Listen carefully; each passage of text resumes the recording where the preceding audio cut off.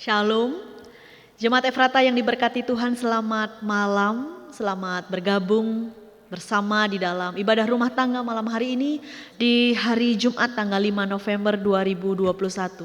Kita masih berada di bulan syukur HUT GKPB yang ke-90, di mana kita diingatkan akan subtema diubahkan Kristus untuk bertindak adil. Kiranya di dalam pergumulan bulan syukur ini kita betul-betul menjadi pribadi, menjadi jemaat yang terus bertumbuh di dalam kasih Tuhan, yang juga menyatakan keadilannya di dalam setiap kehidupan kita. Mari bersama-sama malam hari ini kita mempersiapkan diri, kita masuk di dalam ibadah dengan kita menyembah Tuhan, memuji Tuhan. Dari Kidung Pemuji 50 ayat 1 dan 2, Mriki jenangkil ring yang Yesus.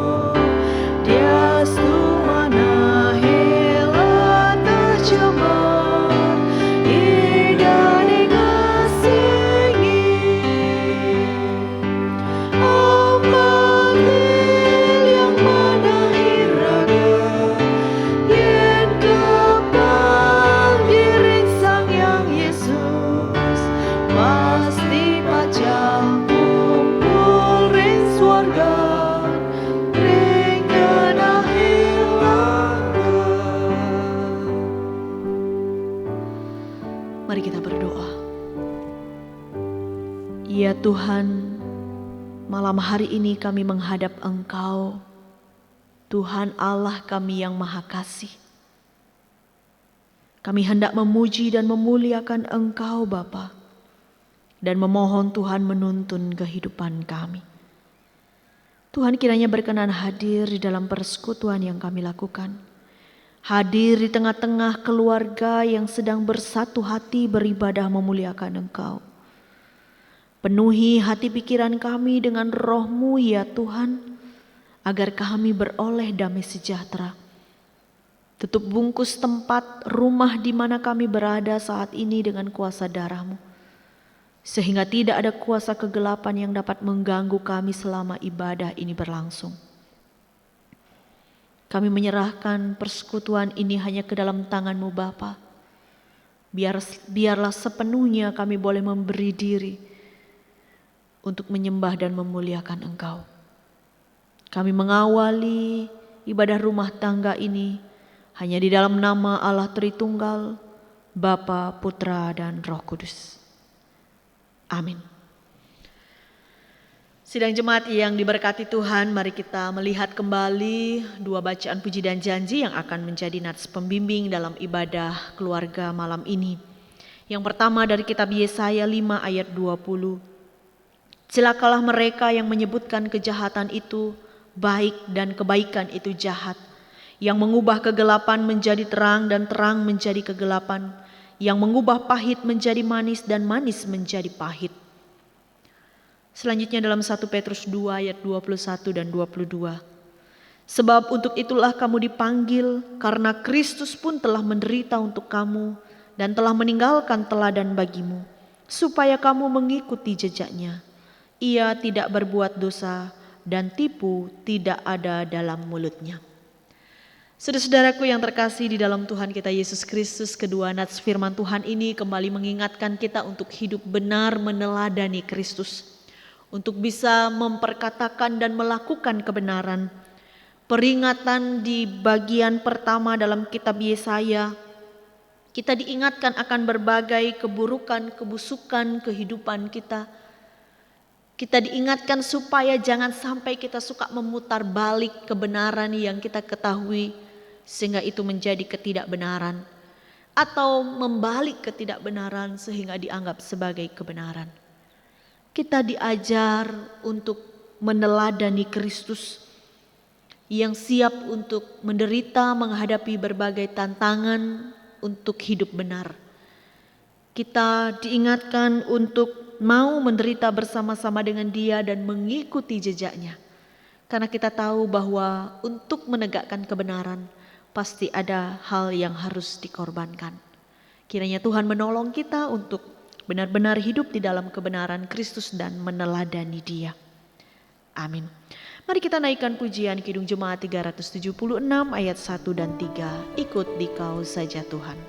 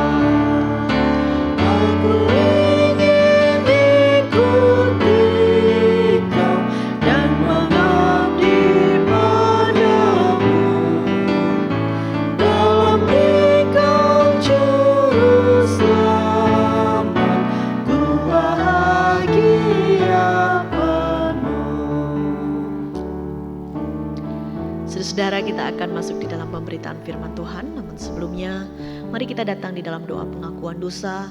Sekaligus kita akan mohon tuntunan Roh Kudus untuk mempersiapkan kita dalam merenungkan sabdanya. Mari kita berdoa.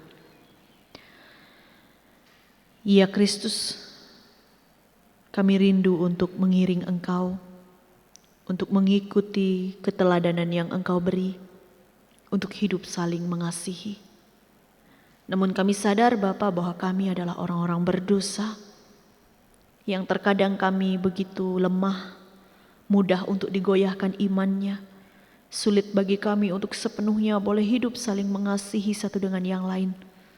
Bahkan kami sering mengabaikan Engkau ya Tuhan Yesus sebagai dasar iman percaya kami.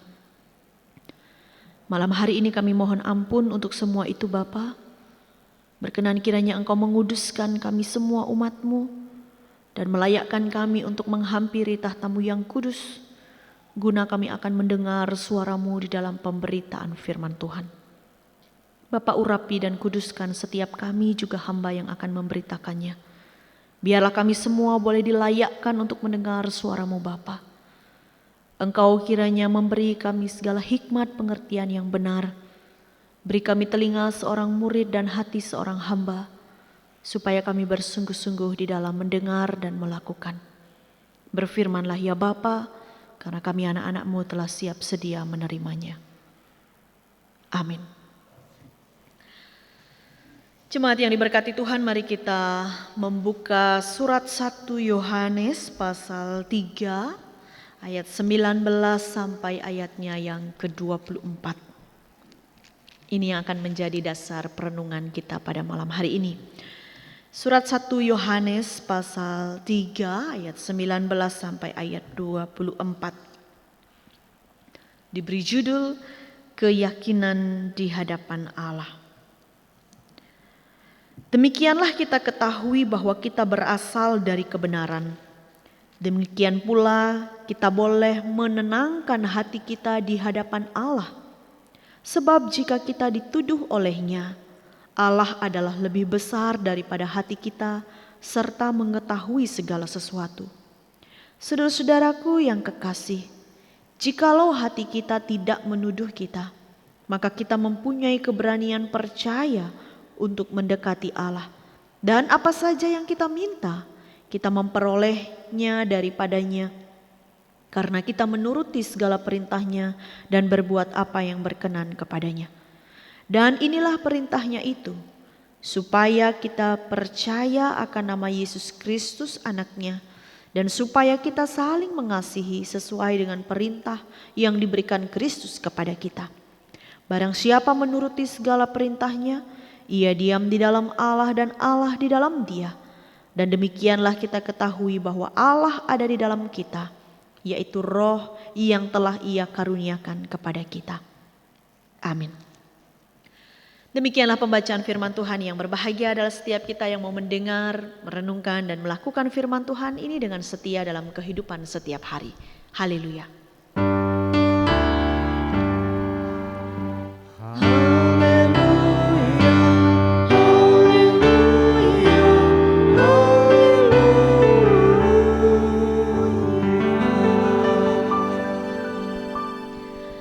Saudara-saudaraku yang terkasih dan diberkati oleh Tuhan kita Yesus Kristus, salam damai sejahtera untuk kita semua. Semoga kita semua dalam keadaan sehat dan tentu saja malam hari ini kita boleh benar-benar siap untuk menerima firman Tuhan. Saudara-saudara yang diberkati Tuhan, sekalipun orang percaya telah memiliki dasar iman yang kuat, yaitu Tuhan Yesus Kristus, terkadang sekali waktu kita juga bisa jatuh di dalam pencobaan atau jatuh di dalam dosa. Benar ya Bapak Ibu ya? Sekalipun kita sudah punya dasar iman yang kuat, tetapi terkadang kita juga jatuh dalam pencobaan. Di satu sisi kita tahu bahwa Allah itu adalah Allah yang maha adil, yang tidak menyukai dosa, sehingga Allah pasti menghukum mereka yang berbuat dosa. Firman Tuhan tadi katakan, celakalah mereka yang melakukan kejahatan, bahkan yang menyebut kejahatan itu sebagai kebaikan, kebaikan sebagai kejahatan. Namun di sisi lain sebagai orang percaya kita memiliki keyakinan yang teguh akan Allah yang penuh belas kasih dan pengampunan. Setiap orang yang mau datang menghampiri Dia di dalam penyesalan dosa, di dalam pertobatan dan sungguh-sungguh mengharapkan belas kasih-Nya, maka ia pasti akan diampuni. Sebab Allah sendiri mengerti betapa rapuhnya kita sebagai manusia, yang sementara kita juga berjuang di dalam hidup kebenaran, tetapi seringkali juga kita terjatuh. Tetapi ingatlah saudara-saudara, Allah memang penuh kasih setia dan belas kasih. Tetapi jangan sampai kita menyalahgunakan belas kasih Allah untuk sengaja hidup di dalam dosa. Sengaja melakukan dosa, nanti minta ampun sama Tuhan, toh juga Tuhan akan mengampuni. Saudara-saudara yang terkasih, di dalam perikop yang baru saja kita baca, Yohanes sedang berusaha menghibur orang-orang percaya yang telah mendasari hidup mereka dengan kasih Kristus, tetapi yang juga dalam waktu bersamaan sedang bergumul dengan dosa-dosa yang begitu menggoda mereka. Di dalam perikop sebelumnya, Yohanes berbicara tentang hidup saling mengasihi sebagai tanda hidup baru, di mana ia juga memberi contoh-contoh sikap hidup yang menyimpang dari kasih Kristus. Jadi kalau kita perhatikan di dalam perikop sebelumnya. Karena itu banyak orang percaya mulai menyadari bahwa ternyata diri mereka belum sepenuhnya hidup di dalam kasih Kristus. Bahwa sepenuhnya mereka belum mengalami hidup baru. Mereka masih melakukan hal-hal yang tidak sesuai dengan apa yang Tuhan kehendaki. Sehingga kesadaran itu kemudian membuat mereka begitu risau, Membuat orang-orang percaya menjadi cemas oleh karena hati nurani mereka menuduh mereka akan kesalahan yang telah mereka perbuat. Sehingga hal itu membuat mereka semakin terintimidasi. Saudara-saudara, mungkin kita pernah merasakan hal seperti ini. Ketika kita tahu kebenaran, kita sudah berusaha untuk melakukan kebenaran, tetapi kita ternyata melakukan kesalahan. Hati nurani kita seperti menimbulkan atau menegur kita atau seperti menuduh kita. Kamu loh melakukan salah, kamu loh sebenarnya udah tahu kebenaran, ngapain kamu melakukan yang salah. Jadi itu seringkali mengintimidasi kita. Hati nurani kita sendiri seringkali menuduh kita akan kesalahan-kesalahan yang kita perbuat. Nah, oleh karena pergumulan itu saudara-saudara, maka Rasul Yohanes mengatakan bahwa di awal perikop yang baru saja kita baca, dia katakan bahwa kita berasal dari kebenaran. Ini mungkin merupakan suatu penghiburan kepada orang-orang percaya yang sedang tadi merasa tertuduh. Kita berasal dari kebenaran, yang artinya bahwa setiap orang percaya itu berasal dari Allah yang benar, yang juga dituntun oleh Allah yang benar itu untuk melakukan kebenaran. Jadi kita berasal dari kebenaran. Tetapi ketika kita jatuh ke dalam dosa dan hati nurani menuduh kita sehingga menimbulkan kekhawatiran, maka kita boleh menenangkan hati kita di hadapan Allah yang penuh kasih dan pengampunan. Jadi saudara-saudara, ini semacam suatu penghiburan kepada kita juga.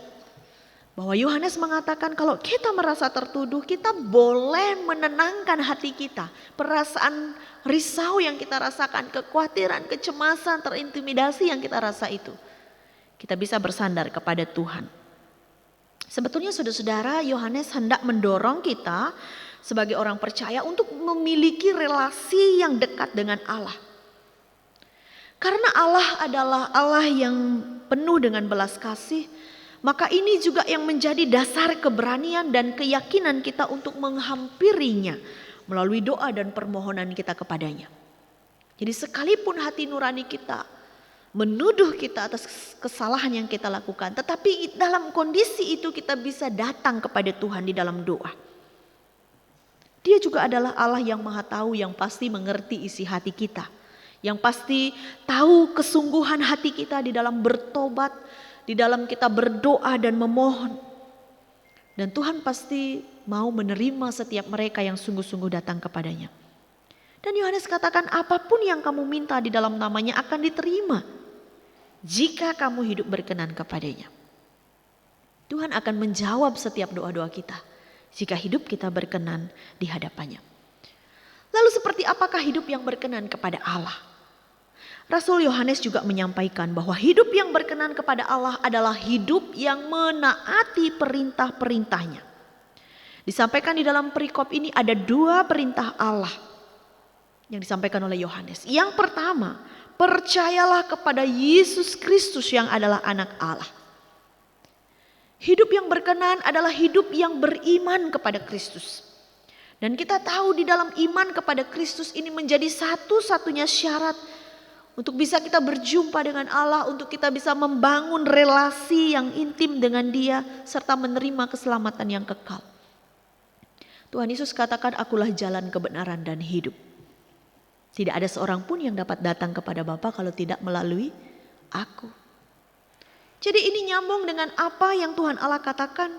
Percayalah kepada Yesus Kristus sebagai anak Allah. Beriman kepada Dia. Karena begitu kita hidup berkenan kepadanya. Lalu perintah yang kedua adalah hiduplah saling mengasihi.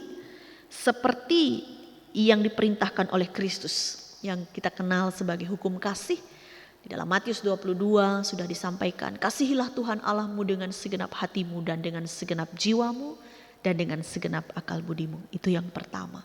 Yang kedua yang sama dengan itu ialah kasihilah sesamamu manusia seperti dirimu sendiri. Hidup saling mengasihi sesuai dengan perintah Kristus. Saudara-saudara, Yohanes hendak membuka pikiran kita bahwa bukti relasi yang baik dengan Allah adalah sikap hidup yang diwarnai dengan kasih. Bukti hubungan baik kita dengan Allah atau relasi yang baik dengan Allah adalah ketika kita bisa hidup saling mengasihi dengan sesama. Setiap orang Kristen harus mengasihi, bukan sekedar untuk menaati perintah Allah atau sebatas melakukan tugas agama, tugas keagamaan kita. Tetapi mengasihi dilakukan dengan ketulusan, dengan kesungguhan sebagai suatu panggilan dan bukti dari kekristenan sejati. Di mana tidak ada kasih, maka iman mati. Sebab kasih adalah tindakan iman. Saudara-saudara yang diberkati Tuhan, pada akhir perikop ini Yohanes menegaskan bahwa barang siapa menuruti segala perintah Allah, maka Allah berkenan diam di dalam dia dan dia di dalam Allah. Kehadiran Allah dalam hidup orang percaya itu nyata melalui kehadiran Roh Kudus yang telah dikaruniakan oleh Allah secara cuma-cuma bagi setiap mereka yang percaya kepadanya. Roh Kudus yang ada dalam diri kita inilah yang kemudian menuntun hidup kita, mengarahkan, menegur kalau kita salah, menghibur kalau kita sedih, menguatkan ketika kita lemah. Bahkan di dalam perjalanan pergumulan kehidupan kita di dunia, Roh Kudus selalu ada untuk menemani kita. Kehadiran Roh Kudus dalam diri orang percaya itulah yang menjadi jaminan yang kuat bahwa Allah beserta kita. Saudara-saudaraku yang terkasih di dalam Tuhan kita Yesus Kristus, adakah saat ini hati nurani masih sering menuduh kita karena kesalahan atau dosa yang kita perbuat? Mari kita datang kepada Allah dan bangun relasi yang baik dengan Dia. Sebab Ia adalah Allah yang penuh dengan kasih. Jadi itu bagian pertama. Ayo kita bangun relasi dengan Tuhan. Melalui doa-doa, melalui persekutuan, melalui pertobatan dan doa penyerahan diri. Mari kita bangun relasi dengan Tuhan. Lalu yang kedua, mari kita buktikan iman dan kekristenan kita melalui sikap hidup saling mengasihi. Sesuai dengan ajaran Kristus. Sebab kita menyadari bahwa Kristus telah lebih dahulu mengasihi kita. Sampai Ia rela mengorbankan dirinya untuk menyelamatkan kita. Maka demikianlah kita juga hendaknya hidup saling mengasihi. Kasih yang mau berkorban. Kasih yang tidak mementingkan diri sendiri. Lalu yang ketiga, berilah dirimu dipimpin oleh Roh Kudus. Dan janganlah keraskan hati ketika engkau ditegur. Sebab tuntunan Roh Kudus adalah bukti kehadiran Allah dan keterlibatan Allah di dalam kehidupan kita. Saudara-saudara, di dalam bulan syukur ulang tahun GKPB yang ke-90, sekaligus juga di dalam masa-masa kita akan mempersiapkan diri untuk pemilihan majelis. Tentu ada banyak pergumulan yang kita hadapi, tentu ada banyak pencobaan-pencobaan yang mungkin menggoyahkan hati kita, yang mungkin juga hati nurani kita sedang menuduh kita akan apa yang sedang terjadi. Oleh karena itu mari kita tetap kuat dengan mengingat 3 hal tadi. Bangun relasi dengan Tuhan, mengasihi satu dengan yang lain, lalu yang terakhir beri dirimu dituntun oleh Roh Kudus. Tuhan Yesus memberkati kita. Amin. Saat teduh sejenak.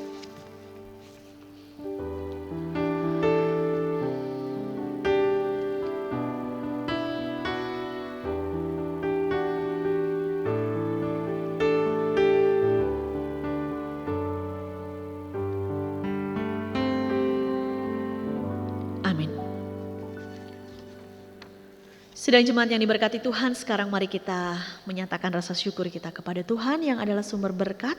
Kita mengumpulkan persembahan yang masih kita kumpulkan di rumah tangga masing-masing. Kita akan menaikkan pujian Kidung Jemaat 450 ayat 1 dan 5. Hidup kita yang benar.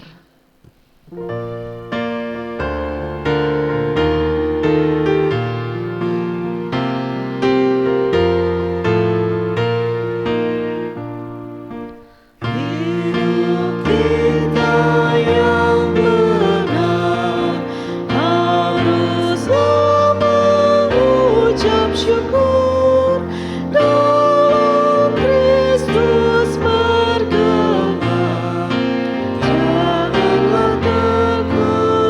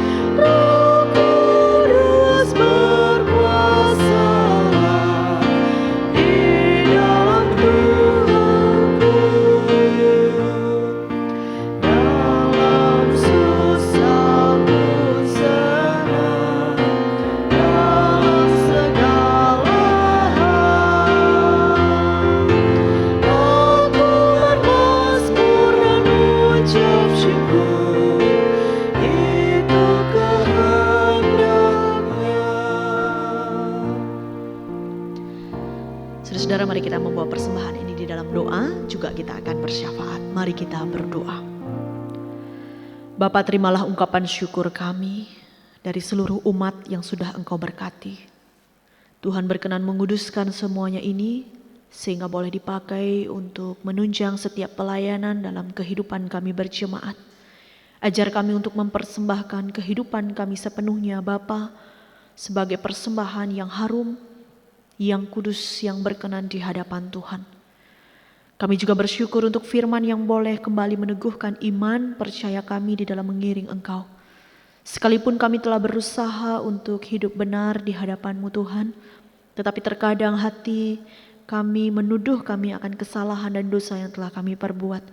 Oleh karena itu biarlah di dalam keadaan demikian kami mau menghampiri Engkau di dalam kekudusan-Mu, sambil memohon Tuhan berkenan memulihkan hati kami, memulihkan kehidupan dan perilaku kami, agar senantiasa kami hidup berkenan di hadapan-Mu dan menaati segala perintah-perintah-Mu. Bapa, malam hari ini kami bersyafaat bagi seluruh jemaat di dalam segala pergumulan mereka, juga saudara-saudara kami yang bergabung di dalam ibadah rumah tangga malam hari ini. Tuhan yang lebih mengerti setiap keadaan kami. Karena itu ya Bapa, kami mohon Tuhan berkenan hadir di dalam setiap hal yang sedang kami rasakan. Kami berdoa untuk saudara-saudara kami yang dalam keadaan sakit. Kami mohon Tuhan Engkau berkenan melawat mereka. Biarlah kuasa bilur-bilur-Mu menyembuhkan mereka dengan sempurna. Mereka memiliki pengharapan yang baru oleh karena Tuhan sendiri yang menolong dan memulihkan mereka. Kami juga berdoa ya Bapa untuk setiap jemaat yang sedang bergumul di dalam keadaan ekonomi keluarga mereka. Kami percaya Bapa bahwa Engkau adalah Jehovah Jireh, Allah pemelihara yang sanggup mencukupkan kami dengan segala yang kami perlukan. Biarlah ya Bapa, kami boleh mengaminkan hal itu sembari kami terus berusaha bekerja keras. Karena kami yakin Bapa setiap usaha kami pun tidak akan sia-sia jika kami terus bergantung kepada Tuhan. Kami berdoa untuk anak-anak kami yang sedang menuntut ilmu. Tuhan kiranya tetap dampingi mereka di dalam segala proses pendidikan yang harus mereka ikuti. Kami juga berdoa ya Tuhan untuk anak-anak muda kami di dalam pergaulan masa muda mereka. Tuhan terus dampingi mereka, kuatkan iman percaya mereka dalam mengiring Kristus.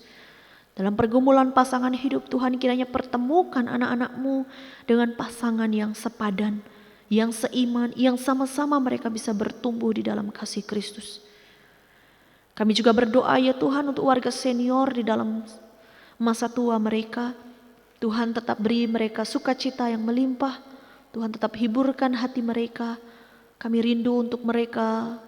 Boleh kami ajak bersama-sama memberi teladan yang baik di dalam kehidupan kami setiap hari. Bapak, kami berdoa untuk berbagai pergumulan relasi di keluarga, suami, istri, orang tua, anak-anak. Relasi kami di masyarakat, di dalam persekutuan, di tempat bekerja, dimanapun Tuhan.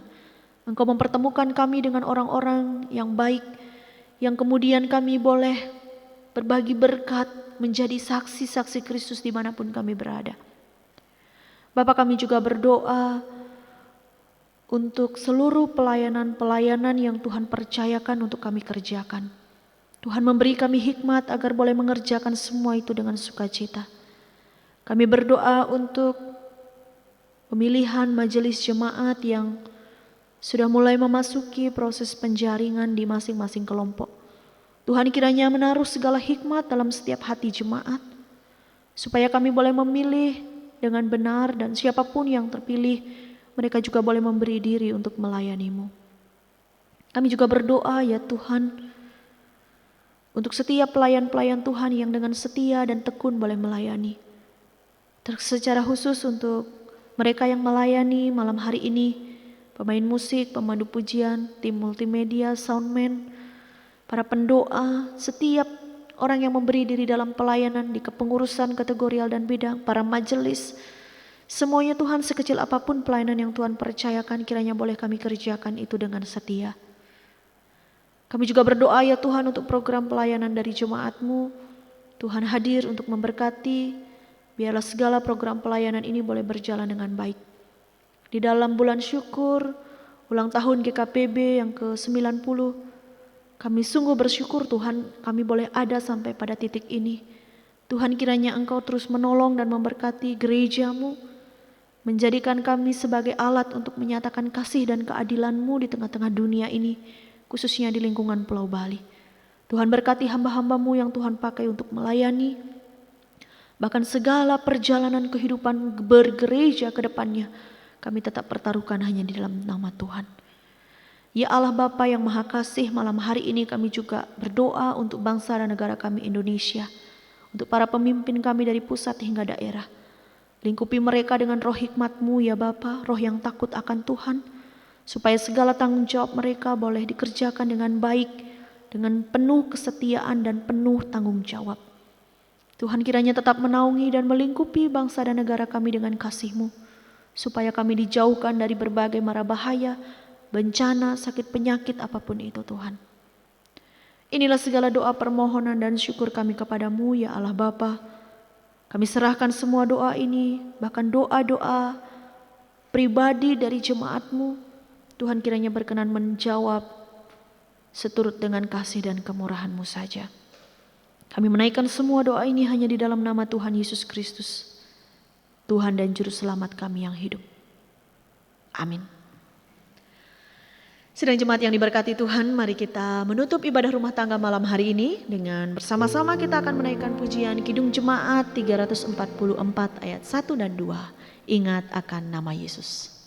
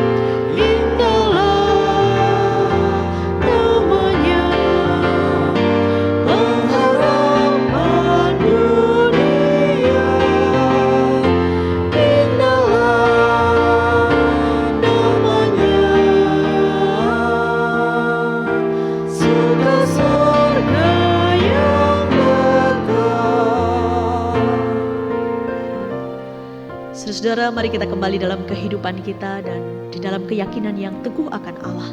Dan mari kita arahkan hati untuk memohon berkat-Nya.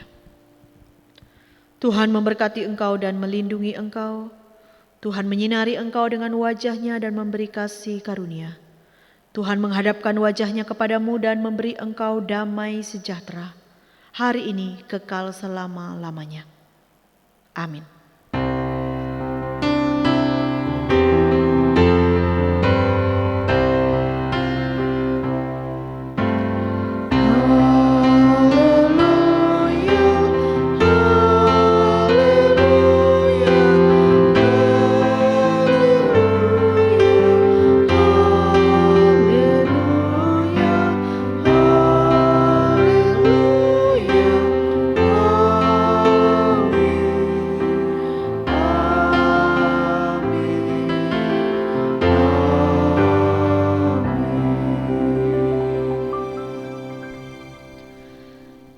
Ibadah keluarga malam hari ini sudah selesai. Terima kasih untuk seluruh jemaat yang sudah bergabung bersama dengan kami.